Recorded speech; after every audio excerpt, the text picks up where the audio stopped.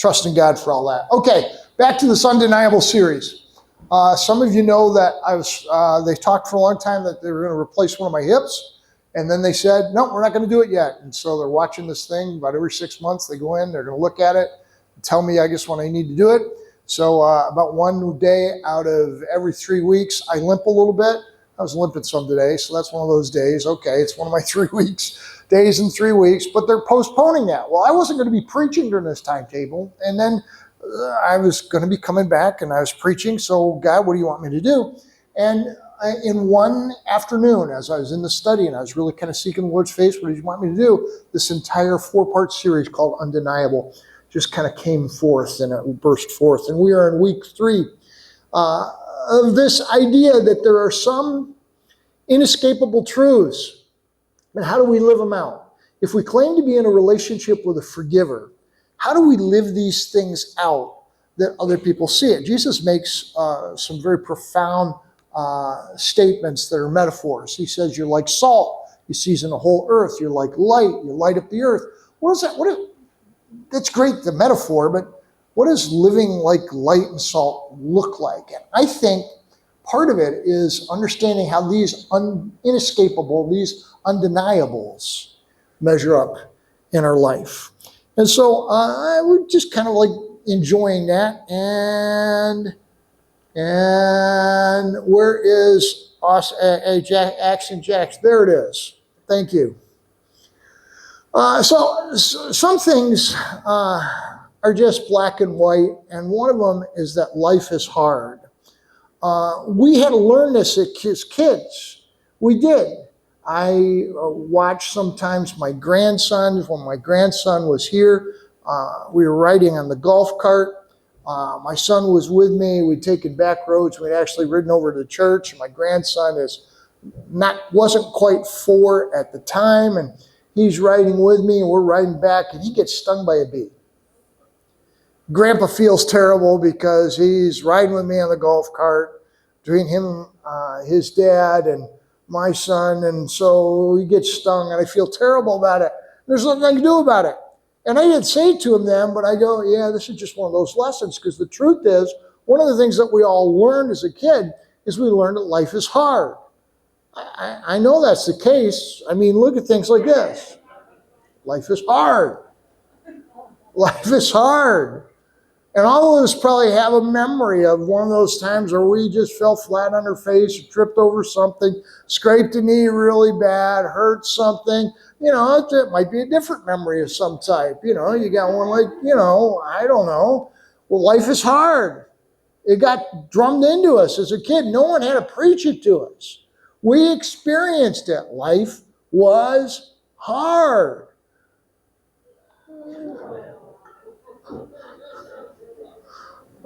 Some of you groaned, some of you laughed. I questioned half of that. Okay.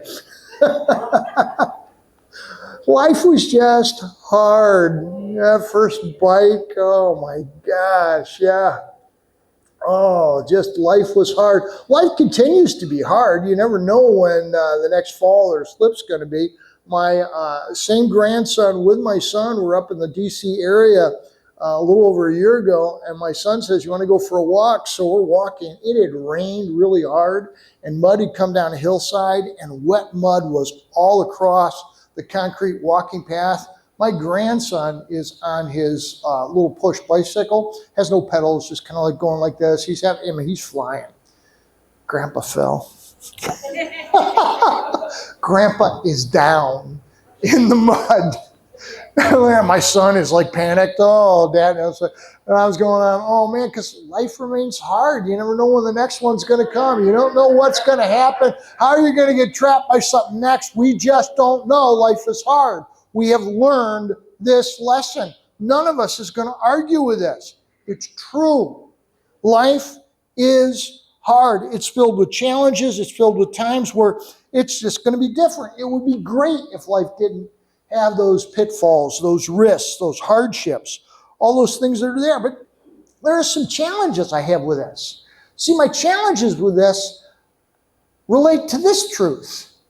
From Abraham to David, from David to Jesus, the Bible drops statement after statement. There are these blessing statements, these beatitudes. It says just amazing things, these statements that remind us of what it means to be in a relationship with God. For instance, Genesis chapter 12.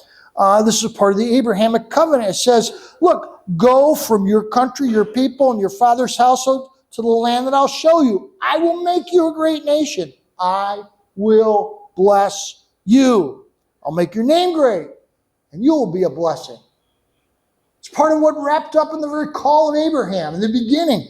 It's there. But then you can go, well, maybe you're in the Psalms. This is part of Al Serra's favorite verse. If you're at the service on Tuesday, it's on the back of the worship folder. These are his life verses. Family made sure that we had to put it in. I was reading again. This is David. This is Psalm chapter 1. Listen to this. Blessed, in a favorable position with God. Blessed is the one who does not walk in step with the wicked, or stand in the way that sinners take, or sit in the company of mockers, but whose delight is in the law of the Lord, who meditates on his law day and night. That person is like a tree planted by streams of water, which yields its fruit in season, and whose leaf does not wither. Whatever they do prospers. Wow. Jesus himself, more than once, from the Sermon on the Mount to the plains near the Sea of Galilee, that's where he is when he says it in Luke. He makes blessed statements, and he said, blessed rather are those who hear the word of God and obey it.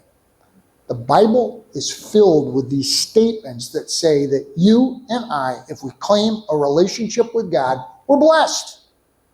It goes on to say things like it did in Psalms. What will you do is supposed to prosper. That's great. That's so encouraging. Except the challenge with that is what happens with other stuff. So what does it mean if your health is bad? What does it mean if you're battling an illness, a handicap, a chronic condition? What does it mean if you were born with cerebral palsy or without the use of your legs? What does it mean? What does it mean in your relationship with God? What does it mean that we're blessed? What does it mean if we're going through a bear market and you watch your, retirement savings take a big drop last year? Whoa, what does it mean when they tell you, well, we're laying off a bunch of people?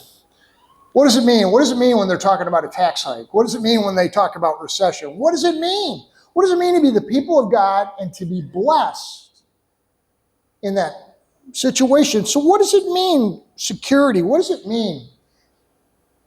What does it mean if you're fired? What does it mean if you work for one company for X number of years and suddenly it shuts down? What does it mean? What does it mean if you go bankrupt? What does it mean? How does this fit together with our concept of these statements in the Bible that say we're blessed? What does it mean if you go through broken relationships? What does it mean if your relationship with your son or your daughter or your mother or your father is just really broken and it's messed up and it doesn't seem to ever get mended? What does it mean if you lose a deep friendship? What does it mean if the person you thought really loved you walks away? What does it mean? How do we deal with that? How do we cope with that? Because Scripture says, blessed are we in this relationship with God.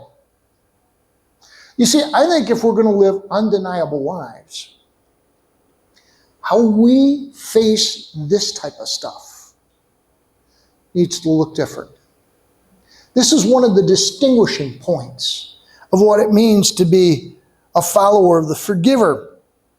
You see, the third undeniable, inescapable truth is this, is that we will be refined in fire. We are going to be refined in fire. Let me take you, I could go to a number of passages, but I want to anchor us in just one. I want to take us this morning to 1 Peter chapter 1, verses 1 to 6. It's got a passage in it that's pretty amazing. It's got a passage in it that's going to remind us of what it looks like. It's going to give us some examples to follow, to understand how to live an undeniable life with the forgiver when it doesn't seem like everything's blessed. So let's go there. 1 Peter chapter 1. I'm going to start reading in verse 6, and just follow along as I read.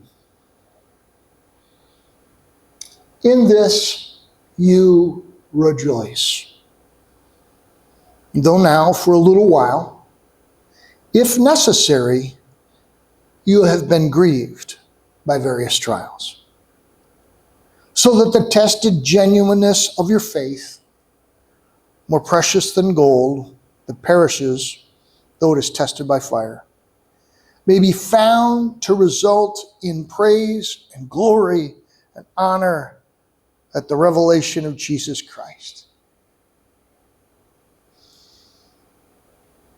Though you have not seen him, you love him. Though you do not now see him, you believe in him and rejoice with joy that's inexpressible and filled with glory, obtaining the outcome of your faith, the salvation of your souls. So here is this passage, this amazing passage, this deep passage where Peter who has this vibrant relationship, at times up and down, at times where, he had to face his own failure with Jesus. Peter now, later in life, who has planted and fostered and ministered to, developed and edified numerous churches. Peter now writing to them about what it's like, how to live when it's not looking like it's blessed. And he gives us some very powerful examples to follow when we're facing trials. So what I hope happens today is that the next time you're facing a real trial in your life, whether it's, health or it's relationships or it's security or it's wealth, whatever the trial is that the next time you find yourself there, there's encouragement. I have an idea of how to live an undeniable life. More importantly, maybe today, you already know, man, you started naming some of those things. Yeah, that's me. I'm in the midst of that right now. If that's the case, the whole purpose is, where do we find encouragement? How do we move forward? What is the example to follow? Well, I want to give you three examples. And the first one is, I think we need to do this. I'm going to tie these all to this passage of Scripture. In what Peter writes, I think we're going to see all three of these. And the first is this, we're going to take encouragement. Take encouragement. It actually says this. He says, it's an amazing thing. In this you rejoice. In this you rejoice. That's kind of an amazing, and most of us probably have some type of story in their life where it was really bad for a while, or they were facing something that was really unexpected, and it was really difficult. It wasn't how they wrote it out to be. It wasn't what they wanted, but it unfolds that way. And when it unfolded that way, in the end, they still ended up rejoicing. For me, one of those really huge experiences was when our son Christopher was born.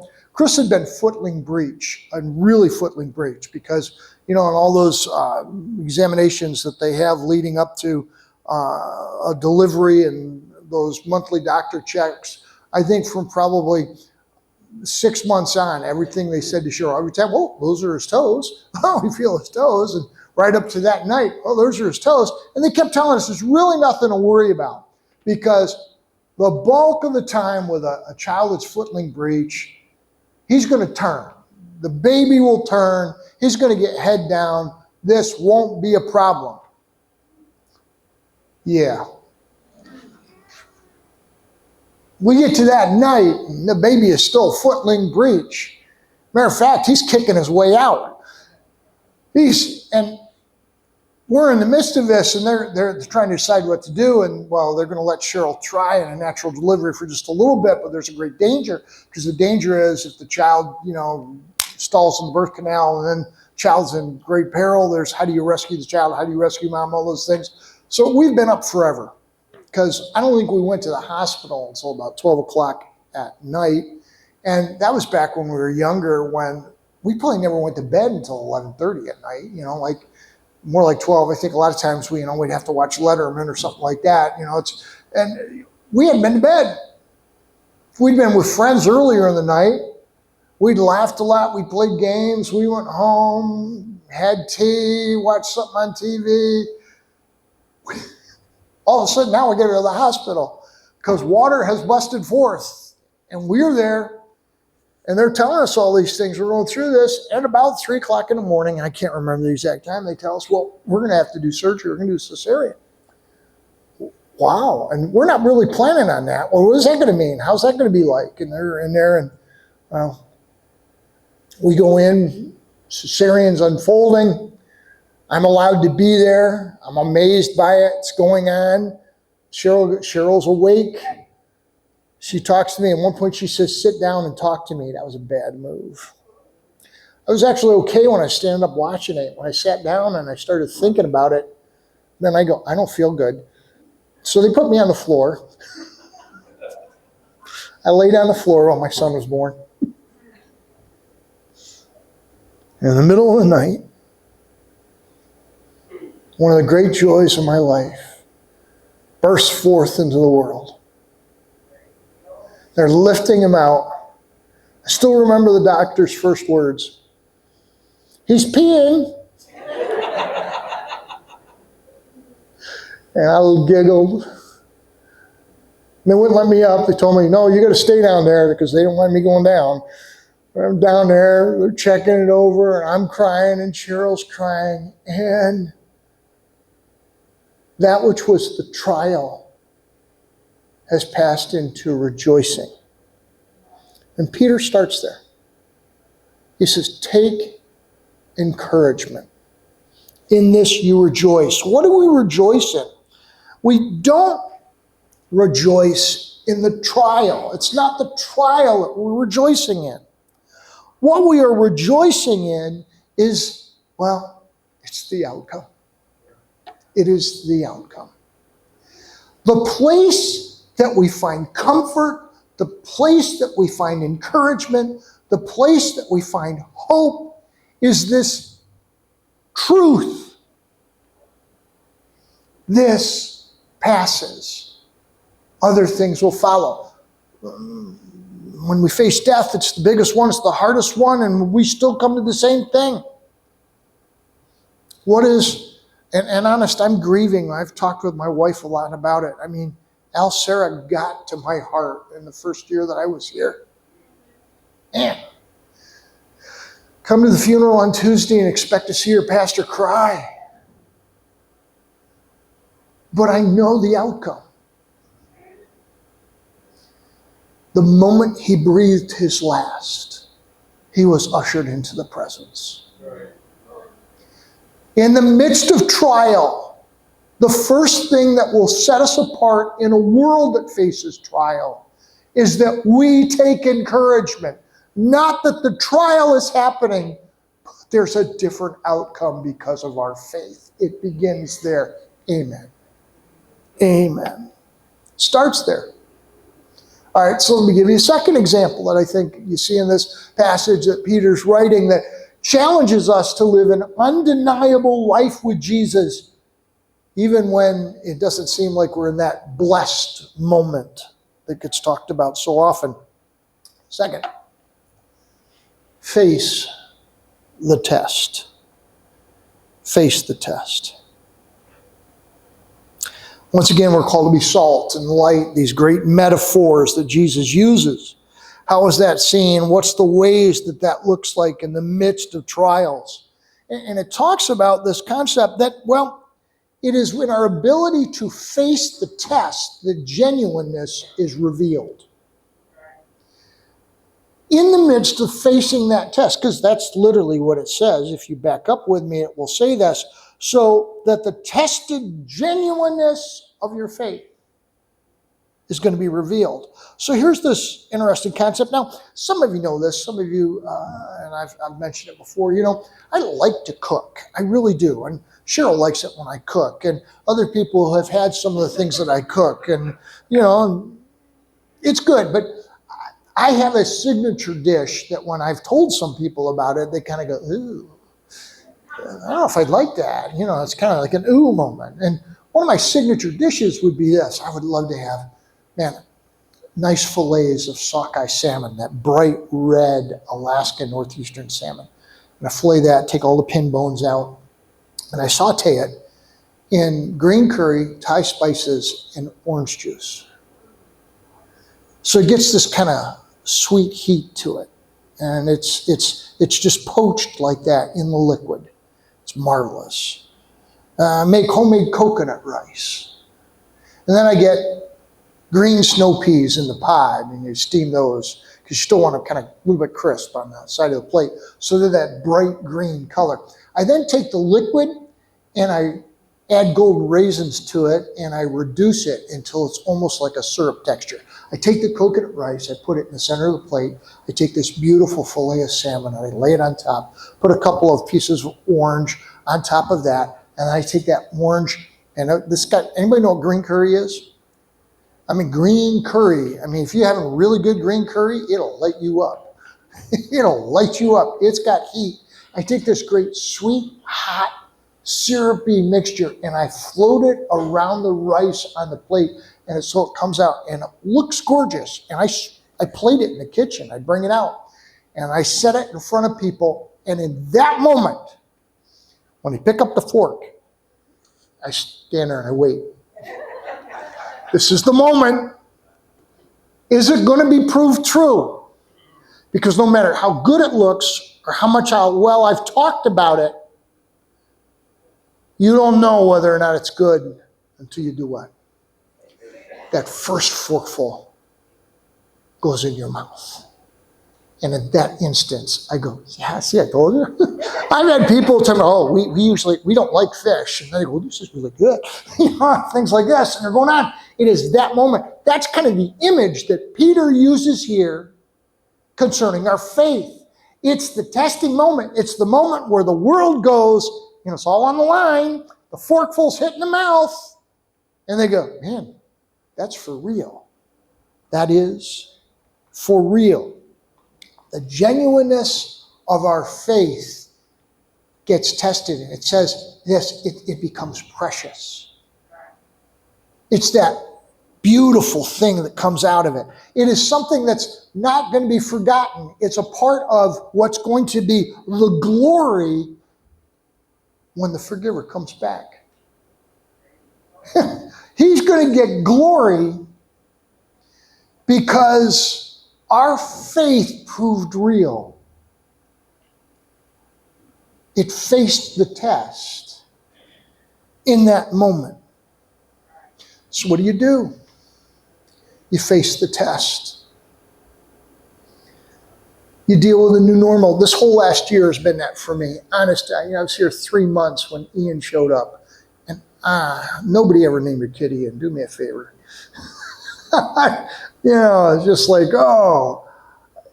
it is the one thing that I hate about being pastor in Northport. I do. I hate it. This wasn't in the book that I signed on for. This wasn't talked about in the interviews. And Nigel never asked me, so Pastor, how are you going to be when a hurricane comes through and wrecks the church? Nobody asked me that. How was I? Terrible. Frustrated. I sat in my chair one day and just cried. I literally cried out, God, I didn't sign on for this. I don't know if it's in me, God. The church needs so much. And now there's all this physical stuff too. What do I do? What do I do? Joe's told me, he's paid homage, and blessed me, encouraged me with this. He says, nobody knew that. You just kind of like Deep breath and faced it, because that, in the midst of the trial, are what we are called to do. We show up. We face the trial.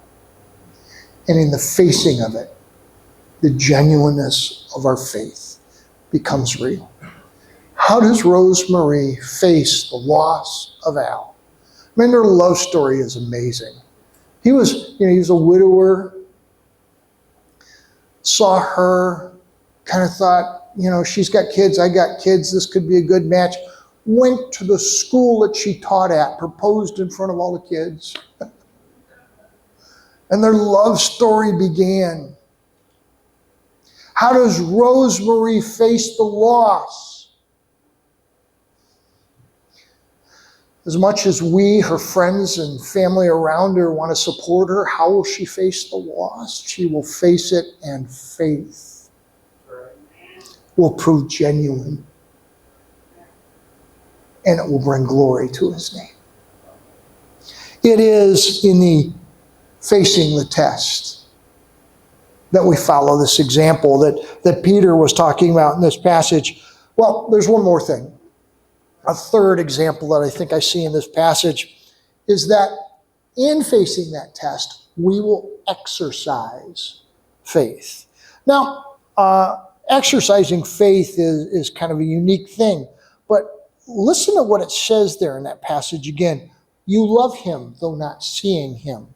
Though not seeing him right now, you trust him for salvation. Man, that is one of my favorite statements, what faith is. You know him, but you've never seen him. Right now you can't see him, but you're trusting him. And because of that, you are getting something out of it. You are getting the exercise of our faith, the practice of it, the choice to do it, the choice to actually put it into being is what gets us through to the other side.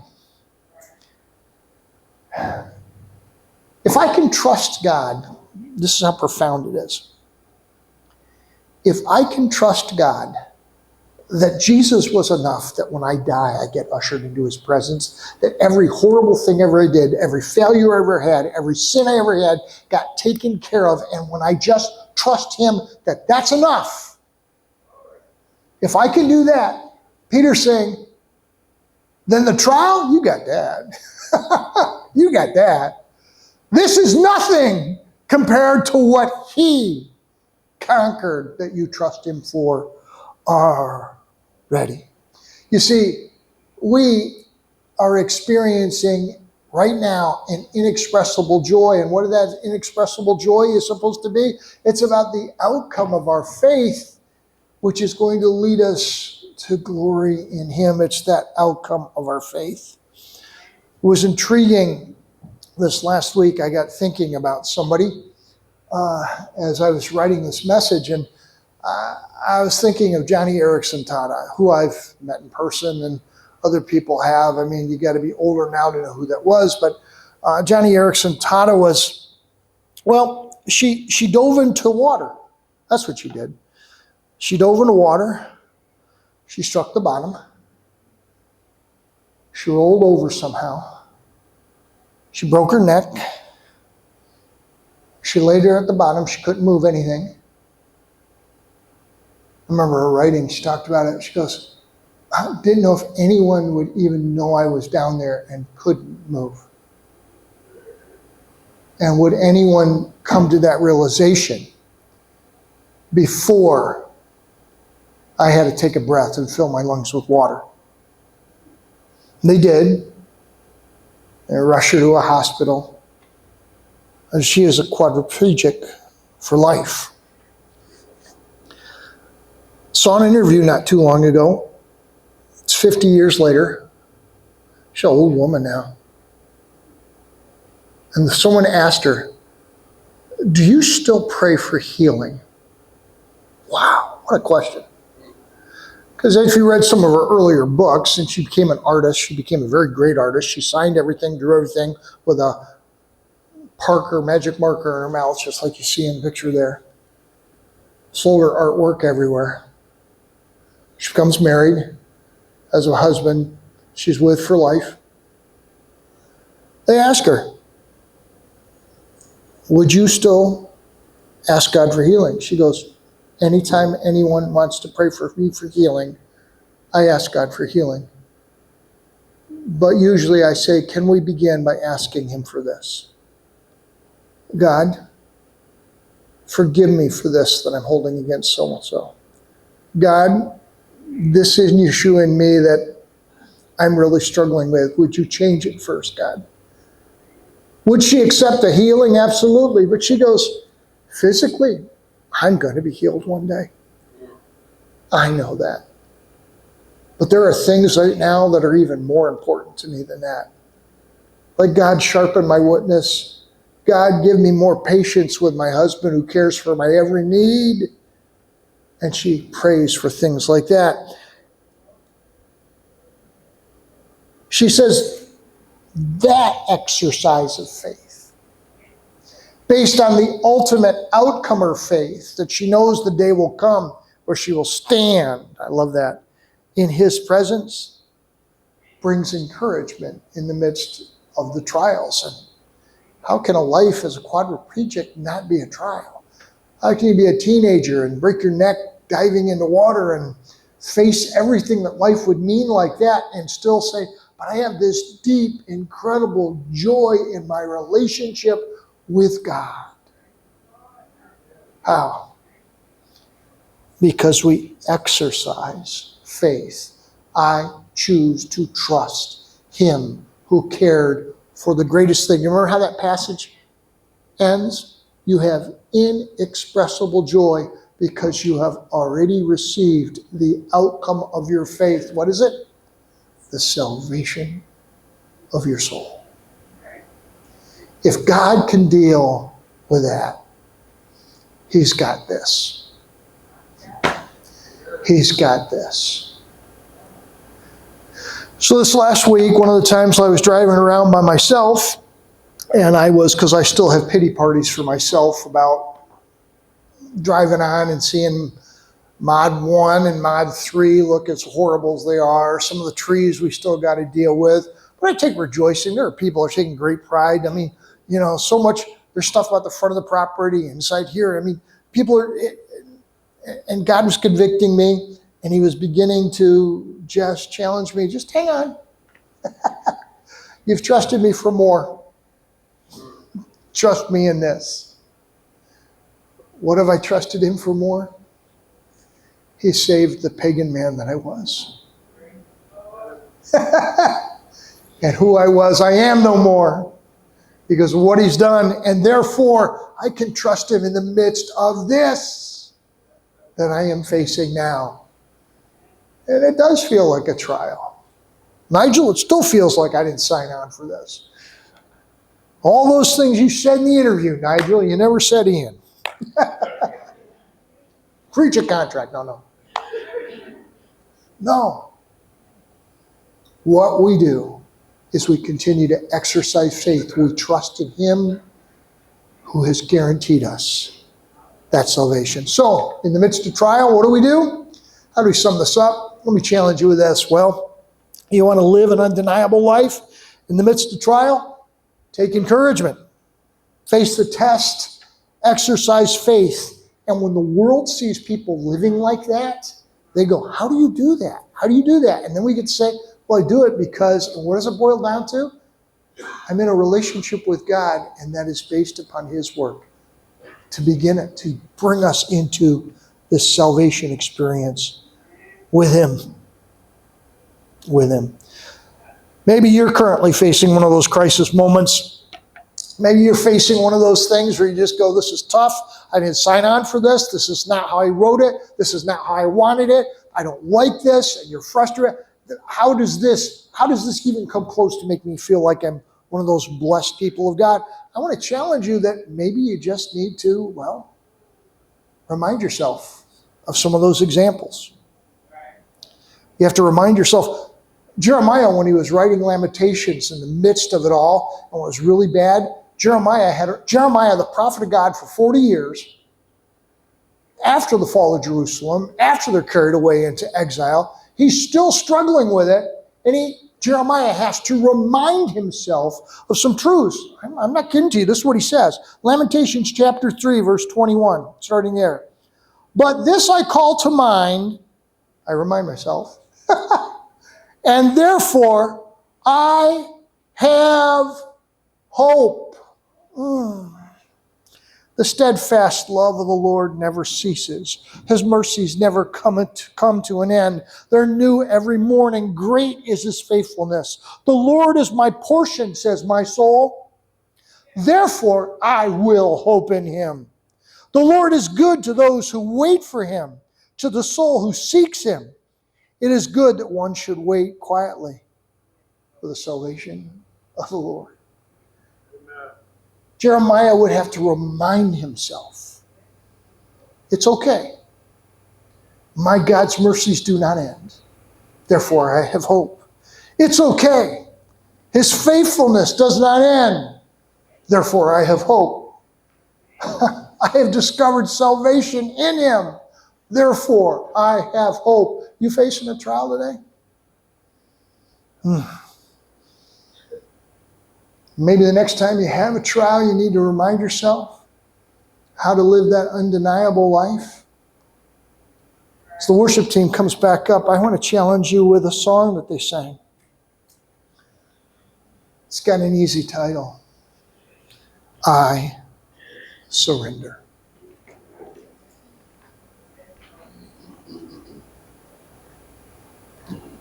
This last year, as I got past the time where I was boo-hooing about facing Ian, I simply just kept saying to God, okay, God.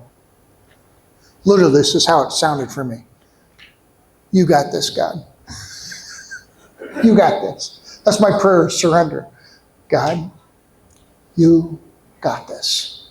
Help me to live that way. If today you need to tell God that, I don't want you to leave here and not remind yourself of that. You're facing a trial, you're facing a struggle, you're in the midst of it right now. You need to tell God that, then make sure you do. If that means you need to come forward and do it up front, do it up front. If it means you want to do it in your seat, do it in your seat. But if you need to tell God, God, it's okay, you got this, then put it back there. If you need to remind yourself of the hope that's in yours, not because conditions are perfect, but because salvation is yours, do so. If you'd like somebody to pray for you because you're in the midst of a trial, just come forward. Somebody else will find you. Or if you don't want to walk so far forward, just stand in the aisle. Somebody will find you. They'll lay a hand on you. They'll pray for you in the midst of your trial. Why? Because we've all been there. And the answer for all of us is the same. He's got this. He's got this. He's got it. It's in his hands. I can trust him. Would you stand with me? If you want prayer this morning, do not leave without seeking it. If you need to remind yourself, do it. As we sing, I surrender, if you want to be prayed for, just find your way to an aisle or come forward. We want to pray for you. Emmanuel, would you lead us? Amen.